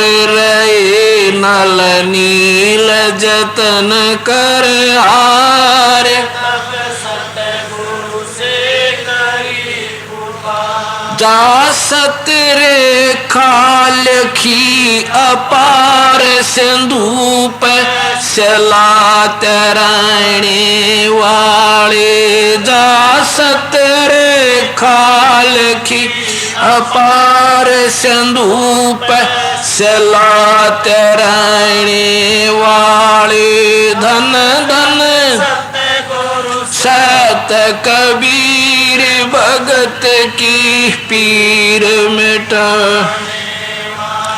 भगत की पीर मिटाने वाले, भगत की पीर मिटाने वाले। धन धन सतगुरु सत कबीर भगत की पीर मिटाने वाले।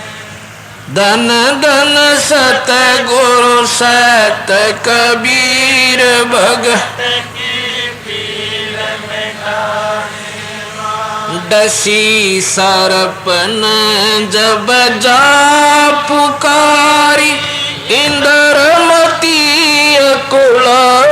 दसी सरपन जब जा पुकारी, इंद्रमती कुला।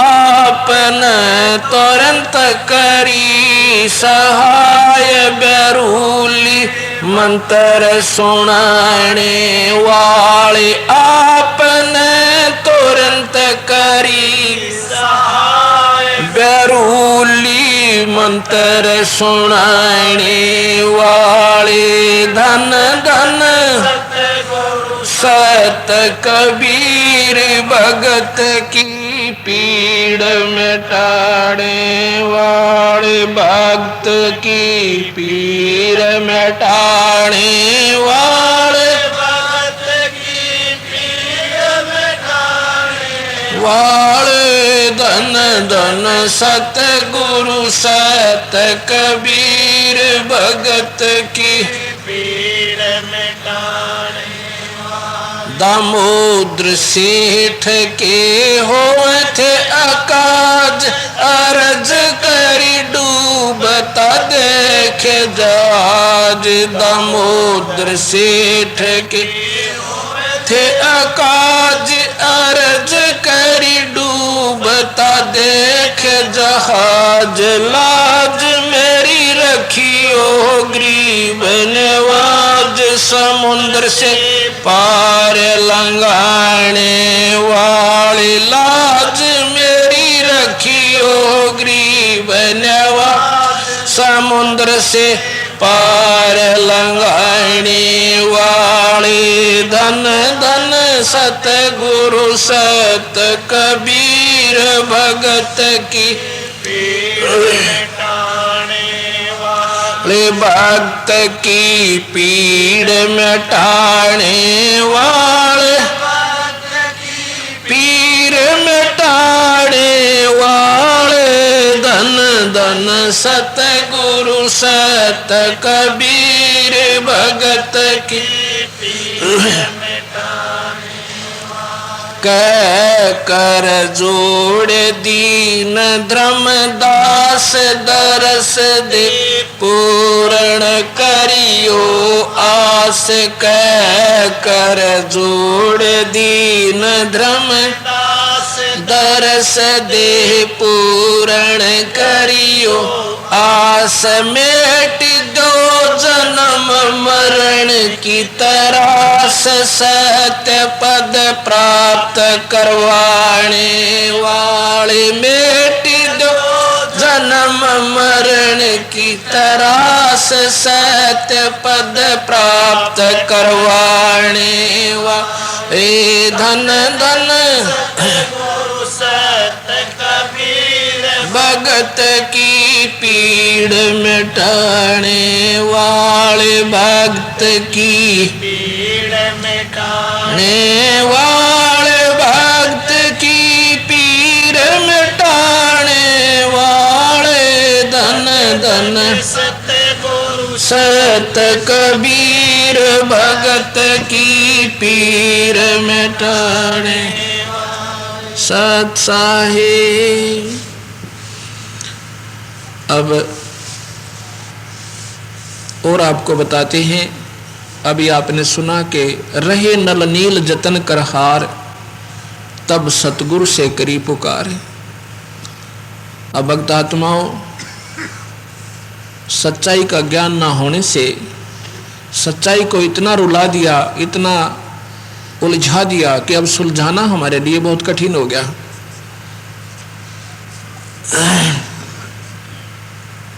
सत्य को सत्य ही प्रमाणित करना इतना कठिन हो चुका है कि सैकड़ों प्रमाण से एक सच्चाई तथ्य और सत्य सिद्ध होती है।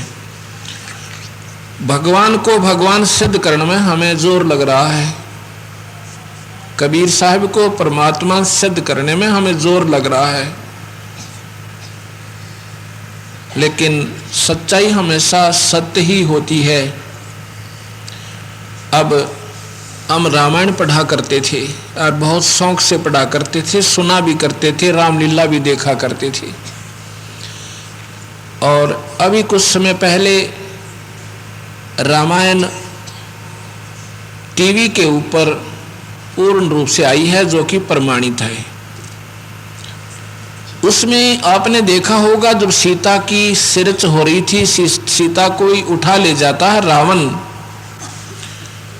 अब यहां सोचना होगा थोड़ा सा,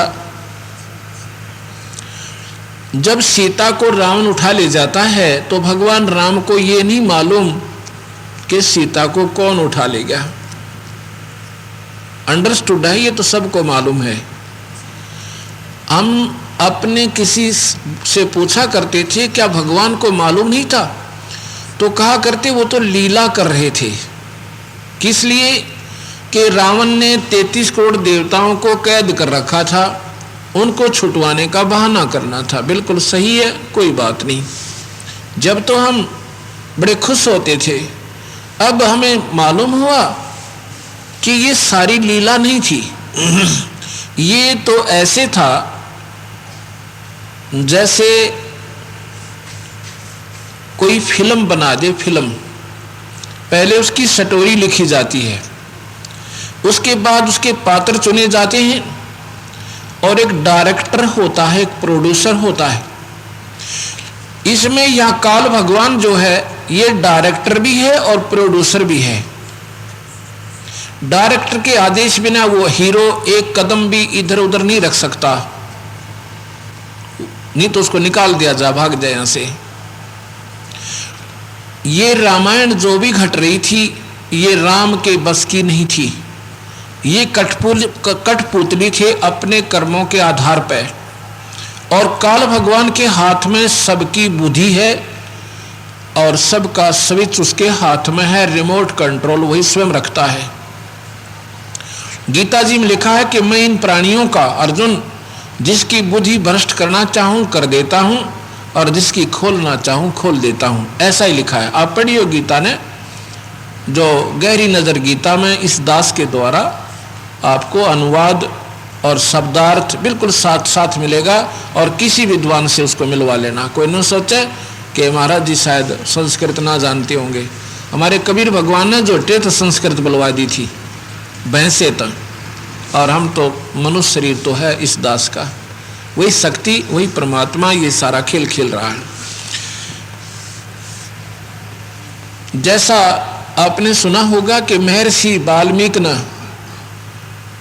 रामायण को 10,000 वर्ष पूर्व या कहानी न्योकिनो बता दी थी कि ऐसे होगा, और वही हुआ।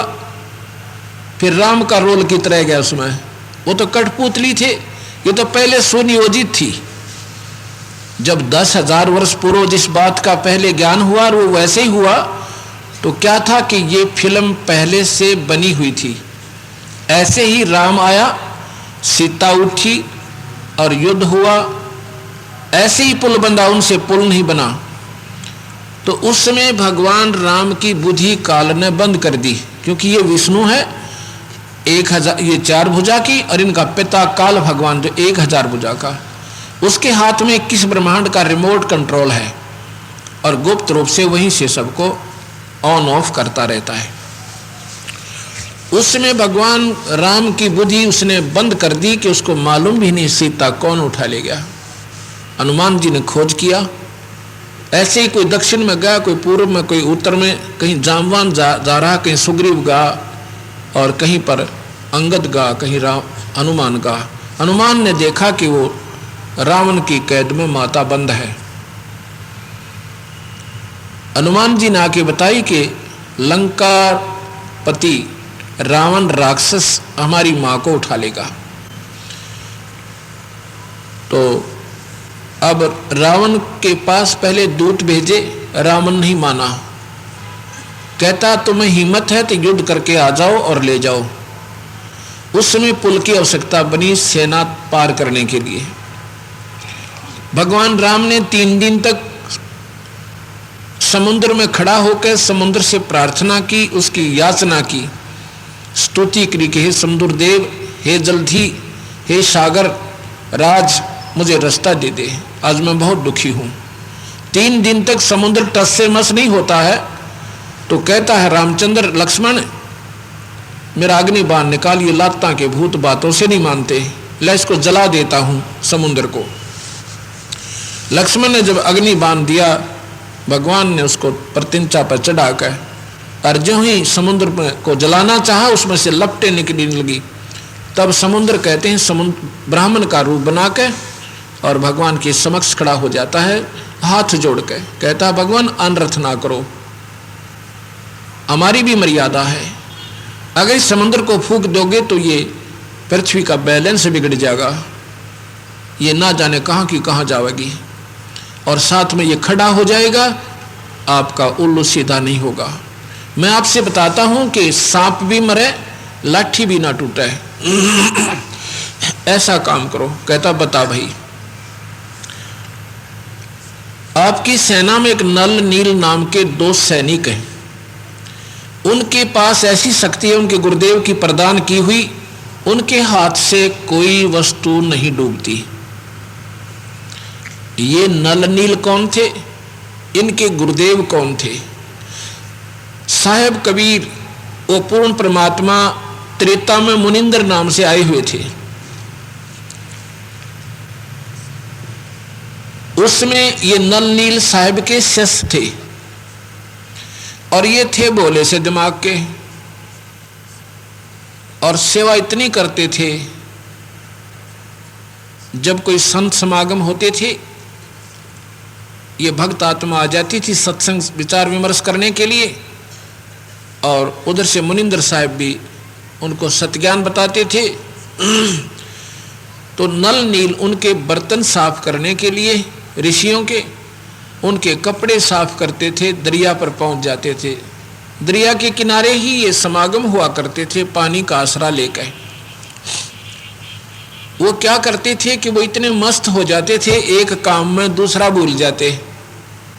नल नील तो कई तो कपड़े गुम हो जाते, वो पानी में डूब जाते। बर्तन ले गए, किसी के 4 बर्तन ले गए, 2 वापस लाते थे, वो बाकी डूब जाते थे। उन मस्ती में ध्यान ही नहीं रहता था, भोले ज्यादा थे। वो ऋषि अपने वो सामान संभालते, भी मेरे तो 4 पात्र थे, बर्तन थे, ये 2 लाए तुम वापस।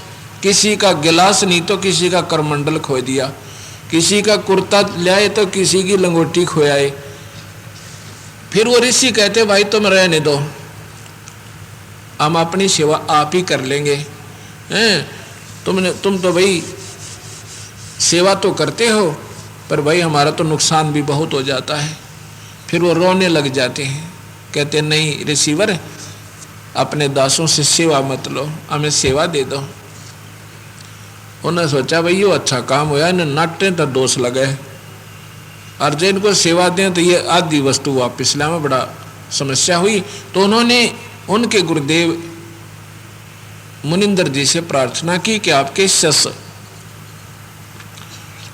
हम कहते हैं तो ये रोने लग जाते हैं, हमें दया आती है, हम दोषी नहीं बनना चाहते, आप कोई समाधान निकालो, या तो इनको मना कर दो कि ये हमारी सेवा ना करें, आपका आदेश मानेंगे ये। जब सारी कहानी का साहब ने पता चला और उनके मुंह तरफ देखा, वो सोच रहे थे हे भगवान कहीं गुरुदेव आदेश ना दे दें, हमारी सेवा छिन जाए। ऐसे आंखें में आंसू आ गए। साहब ने कहा कि पुत्र, आज के बाद तुम्हारे हाथ से कोई वस्तु नहीं डूबेगी, चाहे लोहा हो चाहे पत्थर हो। नल नील बड़े प्रसन्न हुए। उस दिन के बाद उनके हाथ से ना कोई बर्तन डूबे था वो ले जाते थे, और ना ही कोई कपड़ा डूबा था, अर्थात समस्या हल हुई।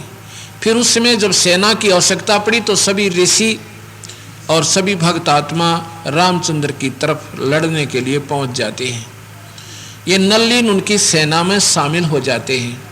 कहते हैं 18 पद्म सेना तो भगवान शिव के गण आगे थे वहाँ पर, और रामचंद्र जी के पास सेना कहाँ थी, और अपनी अयोध्या से भी ना मंगवाई थी उसने, तो ना भरत तो आ जाता ना कुछ सेना लेकर, वो भी नहीं आया था। ये ऐसे ही गण आए थे वहाँ से। भगवान शिव के 18 पद्म बताते हैं, नील पद्म ये होते हैं ना ऐसे, और बाकी ये ऋषिवर संतजन ये सारे इकट्ठे हो गए थे। तो इस प्रकार नल नील के पास वो परम पिता कबीर भगवान की बख्शी हुई शक्ति थी। हमारे पास ज्ञान ना होने से, इनकम्प्लीट नॉलेज होने से, क्योंकि सतगुरु की महिमा से हम परिचित ना हुए, इसलिए ज्ञान सुचारू नहीं बन पाया। अब नल नील को बुलाया गया कि नल नील के पास ये शक्ति है, कहाँ जी? तो नल नील से कहा भगवान ने, रामचंद्र जी ने, कि नल नील तुमने पहले क्यों नहीं बताया? कहते हैं साहब हम पहले बताते तो थे, पर मेरी कोई सुन ही नहीं रहा था। मैंने चर्चा तो की थी इस सेना में, तो मुझे कहने लगे तुम चुप पड़े रहो, काहे के पत्थर तराओगे तुम। और डर लगा कि कहीं हनुमान जैसे एक मुक्का मार दे 3 बार मरे हम था, हमने कौन आने दिया आपके पास। इसलिए हम नहीं बोले महाराज कि आपके पास ये शक्ति है पुत्र, तो करो कृपा, एक बार परीक्षण दो, करके दिखाओ इस कार्य को। अब उस दिन वो नलनील मार खा गए, गलती कर गए। क्या गलती की? उस दिन अपने गुरुदेव को याद ना किया, क्योंकि उन्होंने सोचा कि आज तुम्हारे सामने हनुमान फेल, अंगद फेल और सुग्रीव फेल, और तुम्हारी वाह वाह हो जाएगी। और ये इंसान की जो मान बढ़ाई जीव की सबसे बड़ी दुश्मन है। और उस दिन नलनील मार खा गए, भगवान को याद नहीं किया अपने गुरुदेव को, और अपनी ही महिमा जनाने के लिए पत्थर उठाया रख दिया कि देखो वो पत्थर डूब गए, नहीं तिरे। वो शक्तिहीन हो गए दोनों के दोनों। अब पत्थर नहीं तिरे तो भगवान राम समुद्र की तरफ देखता है कि जैसे कह रहे हो, कहना चाह रहे हो कि समुद्र तो झूठ बोल रहा था, इनसे पत्थर नहीं तिरे। समुद्र कहता है कि नादानो, तुमने अपने गुरुदेव को याद नहीं किया, अपने पूज्य गुरुदेव को एक बार याचना करो। वो भी सहम गए, कहा मैंने यह गलती की। ऐसे ही कबीर साहब गरीबदास जी कहते हैं, जैसे माता गर्भ को रखे जतन बना, और ठेस लगते छिन्न होवे तेरी ऐसे भक्ति जा।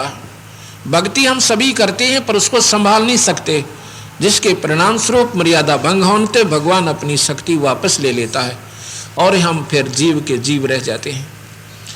उस दिन उन्होंने अपनी मान बढ़ाई, बस अपने गुरुदेव का आदर नहीं किया, जिसके परिणाम स्वरूप उनकी वह भक्ति व शक्ति समाप्त होगी। तो तब उन्होंने समुद्र के याद दिलान पर अपनी गलती का आभास हुआ और खड़ा होके दोनों ने याचना की, है पूज्य गुरुदेव हमारे से गलती हो गई, क्षमा करो दाता, दर्शन दो एक बार मालिक। उसी समय क्या देखते हैं कि ऐसे आधा फरलांग दूरी पे और वही परम परमात्मा मुनिंदर जी आ रहे हैं। नलनील कहते हैं गुरुदेव आ गए, गुरुदेव आ गए, क्योंकि वह तो मनुष्य मानते थे उनको। हमारी बुद्धि इतनी कमजोर है, हम गुरु को भगवान नहीं समझ पाते। कबीर साहब कहते हैं, गुरु मानुष कर जानते वो नर कहीं अंध, महादुखी संसार में आ गए यम के फंद।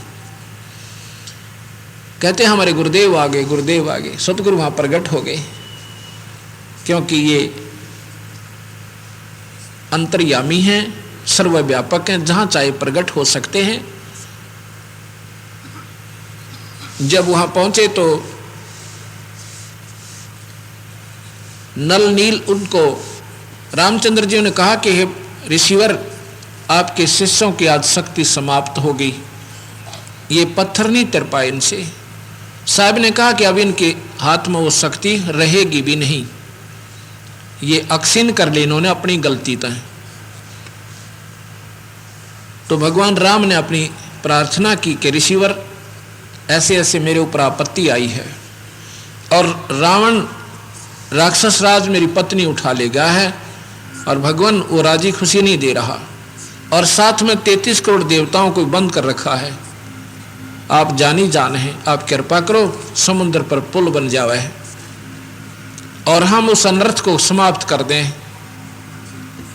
कबीर साहब ने सोचा अनर्थ को समाप्त भी भाई कोई और करेगा, आपसे नहीं हो सकता। फिर भी उन्होंने कहा कि ऐसा करो, ये साथ वाला जो पहाड़ है इसने मैंने इसके चारों तरफ मैंने एक रेखा खींच दी है, उस रेखा की अपनी डंडी से सतगुरु एक छड़ी ले रखी थी, उसको ऐसे उस पहाड़ के चारों तरफ निशान बना दिया, अपनी शक्ति से वही बना दिया। उनको कहा कि मैं इसके ऊपर रेखा खींच आया हूं, उसके अंदर जितना पहाड़ पत्थर है वो सारा तिर जाएगा, उसके बाहर का नहीं तिरेगा। कलर ठीक करो भाई, कलर ठीक नहीं तिरेगा, बाहर का नहीं तिरेगा। अब ये भी देखने के लिए हनुमान जी लाए इतना बड़ा पत्थर ठाक है, और नलनील एक शिल्पकार भी थे, शिल्पकार भी थे, वो उनको तराश तरूश के एक दूसरे में फंसा देते थे। उनके पास वो तैराने वाली शक्ति तो नहीं रही, पर शिल्पकारी अभी विद्वान थी। भगवान राम के आदेश तक हनुमान जी एक पहाड़ का बहुत बड़ा टुकड़ा उठाकर लाए, उसको छीलकर और फिर रखा तो वो तैरने लग गया।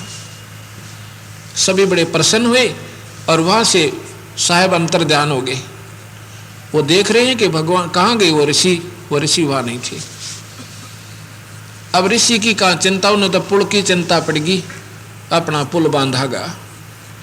अब विचार कीजिए, हम रामायण में पढ़ा करते थे कि नल नील ने पुल बनाया, फिर कहते थे नहीं, हनुमान ने उसके ऊपर राम नाम लिख दिया इसलिए पत्थर तिर गए, और जिसने पत्थर तिराया उसका नाम ना लेखा। गरीबदास जी कहते धनी का जगत का पेखना पेखा, धनी का नाम न लेखा। जिसने वो सारी लीला करी उसका जिक्र भी कहीं नहीं रामायण में आया, क्योंकि मुनिंद्र नाम के ऋषि थे। नल नील की महिमा आगी कि नल नील ने पुल बांध दिया। फिर अगर नल नील पुल बांध देते तो रामचंद्र फिर फेल हुए, रामचंद्र जी से तो पुल नहीं बना। और राम का नाम लिखने से पुल बन गया, पत्थर तिर गए और राम से तिरे नहीं, ये इनकम्प्लीट नॉलेज रहा। तब जब धर्मदास को कबीर साहब ने सारी महिमा बताई कि धर्मदास ये पुल भी भाई मैंने ही बंधवाया था, और मेरी शक्ति के बिना ये सब अक्षीण सौदा है। उसमें धर्मदास ने कहा था, रहे नल नील जतन कर हार, तब सतगुर से करी पुकार। जा सत रेखा लिखी अपार सिंधु पर सिला तराने वाले, दन दन सतगुर सत कबीर भगत की पीड़ मिटाने वाले। अब इन बातों को, इन विचारों को अगर हम ध्यान से सुनेंगे